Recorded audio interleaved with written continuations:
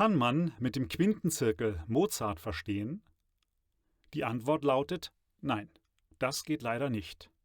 Denn ein Zirkel bzw. eine Kreisbahn ist unendlich, hat keinen Anfang und kein Ende, kennt kein Oben und kein Unten, was schlecht ist für ein Musikverstehen.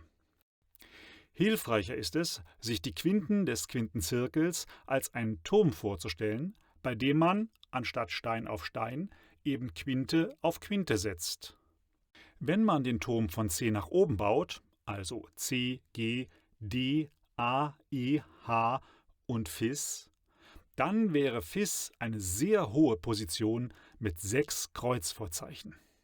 Und wenn man viele Kellergeschosse buddelt, also C, F, B, S, As, Des und Ges, dann wirkt Ges wie eine sehr tiefe und erdige Region mit 6 B-Vorzeichen.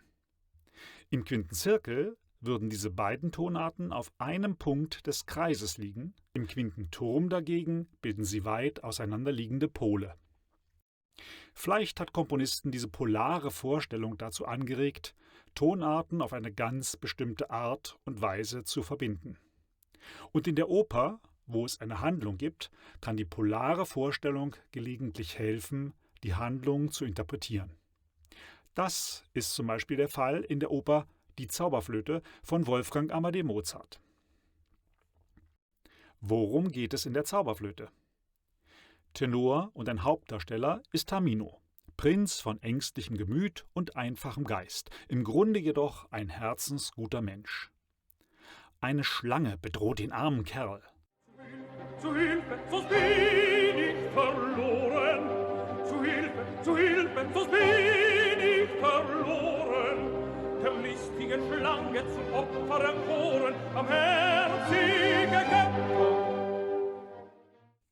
Tamino fällt vor Angst in Ohnmacht und muss von 3 Damen gerettet werden.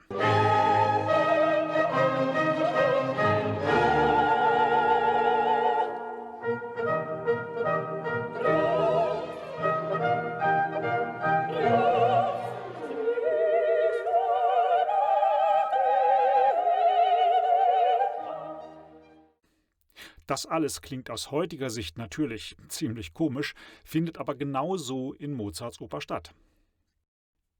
Nachdem Tamino wieder aufgewacht ist, zeigen die 3 Damen ihm ein Bild der wunderschönen Königstochter Pamina. Tamino ist ganz hin und weg. Das Bildnis ist bezaubernd schön.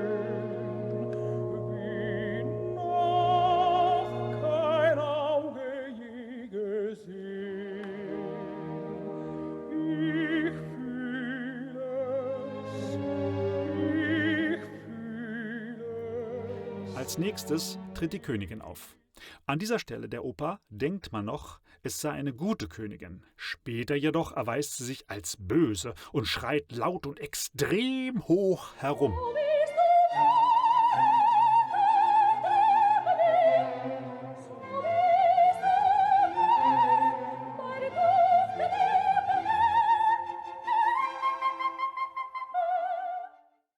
Diese Königin also erzählt nun Tamino, ihre Tochter Pamina sei von Sarastro entführt worden.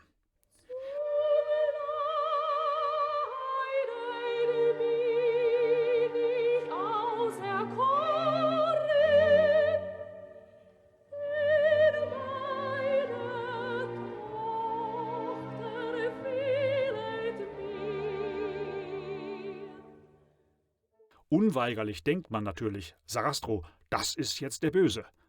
Erst später erfährt man, dass Sarastro eigentlich ein Guter ist.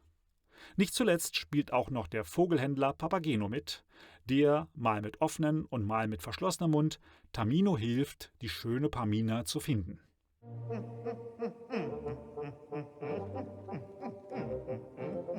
Nun plaudert Papageno wieder. Ja, plaudre, lüge nur nicht mehr. Ich lüge nimmer mehr, nein, nein. Die Schloss soll deine Warnung sein. Die Schloss soll meine Warnung Soll sein. meine Warnung Soll meine Warnung sein. Tamino und Papageno bekommen von der Königin jeweils noch einen magischen Gegenstand. Tamino eine Zauberflöte, von der die Oper ihren Namen hat, und Papageno ein Glockenspiel. In Sarastros Burg findet Papageno die schöne Pamina, die gerade vom Fiesling Monostatos, einem Oberaufseher des Sarastro, bedrängt wird. Papageno und Monostatos erschrecken sich, als sie sich zum ersten Mal sehen und fliehen. Pamina hingegen tut es dem Tamino gleich und fällt in Ohnmacht. Tamino ist unterdessen mit Hilfe von 3 Knaben zum Weisheitstempel gelangt. Der Gesang dieser Knaben endet in C-Dur, und was jetzt passiert, das schauen wir uns einmal genauer an und denken dabei an den Quintenturm.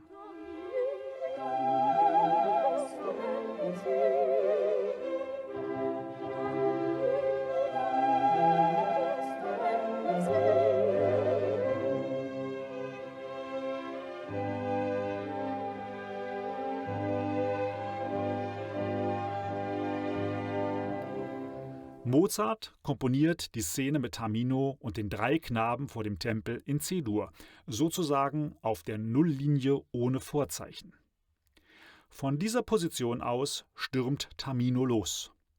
Fester Wille und Vorsatz führen ihn über kleinere Umwege zuerst nach G-Dur und anschließend nach D-Dur, im Bild des Quintenturms also 2 Stufen nach oben. Er hält seine Herrschaft, das Laster nicht leicht. Aminen retten, Aminen retten, ist mir Pflicht.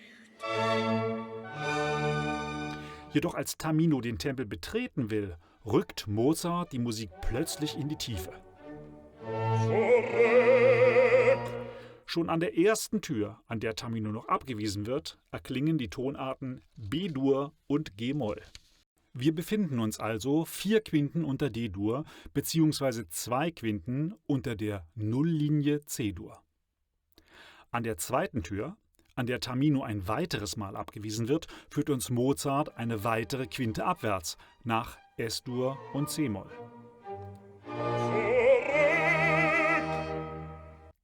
Und an der dritten Tür, ihr ahnt es sicherlich schon, zieht uns die Musik sogar um noch eine Quinte abwärts, beziehungsweise nach As-Dur. Hier erhält Tamino endlich Eingang in den Weisheitstempel und trifft dort auf einen Priester.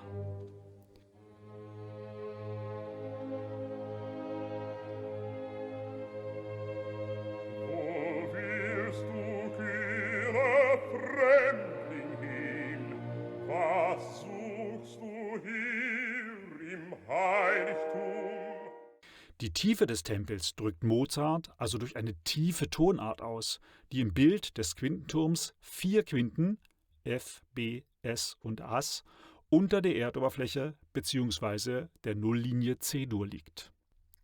Von hier aus geht es über kleinere Umwege sogar noch ein weiteres Mal abwärts, und zwar 5 Quinten unter die Nulllinie nach B-Moll mit 5 B-Vorzeichen. An dieser tiefsten Stelle der ganzen Szene findet der wichtigste Wendepunkt statt. So ist denn alles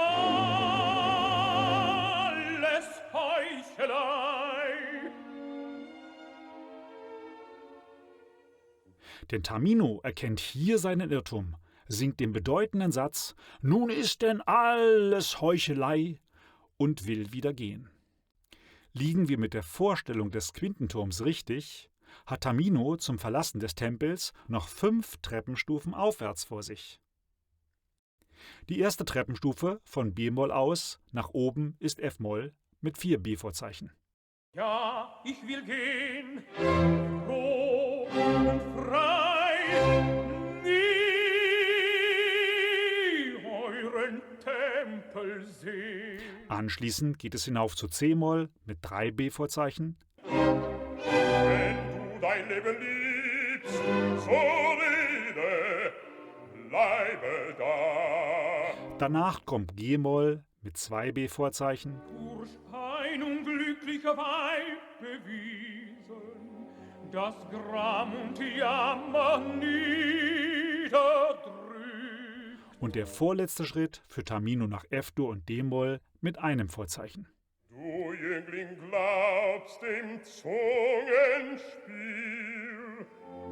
o legte doch Sarastro dir die Absicht seiner Handlung für. Und zum Schluss gelangt er wieder an die Oberfläche ohne Vorzeichen, wo er in A-Moll einem Geisterchor ein paar interessante Fragen stellt, von diesem ein paar nebulöse Antworten erhält und sich anschließend weiter aufmacht, seine geliebte Pamina zu finden. O ewige Nacht, wann willst du schwinden? Wann wird das Licht mein Auge finden?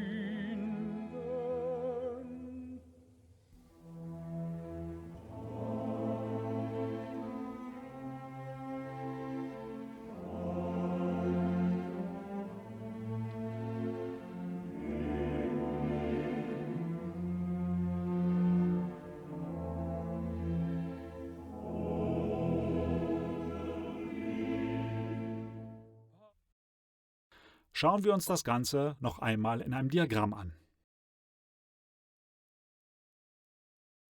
Tamino beginnt in C-Dur und strebt nach Höherem über G-Dur und D-Dur. Der Weisheitstempel zieht ihn plötzlich in die Tiefe und über B-Dur und S-Dur erreicht er As-Dur, wo er den Priester trifft. Wendepunkt der Oper, wo sich Gut in Böse verwandelt und umgekehrt, ist B-Moll, die tiefste Tonart dieser Szene. Von hier aus geht es wieder aufwärts über F-Moll, C-Moll, G-Moll, F-Dur, D-Moll nach A-Moll. Da A-Moll die gleichen Vorzeichen hat wie C-Dur, sind wir also wieder auf der Nulllinie bzw. am Ausgangspunkt und die Suche nach der Geliebten kann weitergehen. Ihr habt gesehen, der Quintenturm gibt uns eine gute Vorstellung sowohl von dem Weg, den Tamino zurücklegen musste, als auch von der Tiefe des Weisheitstempels. Der Quintenzirkel hätte uns hier nicht geholfen, denn mit ihm hätten wir Tamino ja höchstens im Kreis herumlaufen lassen können. Man könnte zwar einwenden, das sei ja vielleicht auch nur ein Zufall, jedoch wäre es dann schon ein wirklich seltsamer Zufall. Und selbst wenn es ein Zufall wäre und Mozart es nicht so gedacht haben sollte, er hat es dennoch genau so komponiert.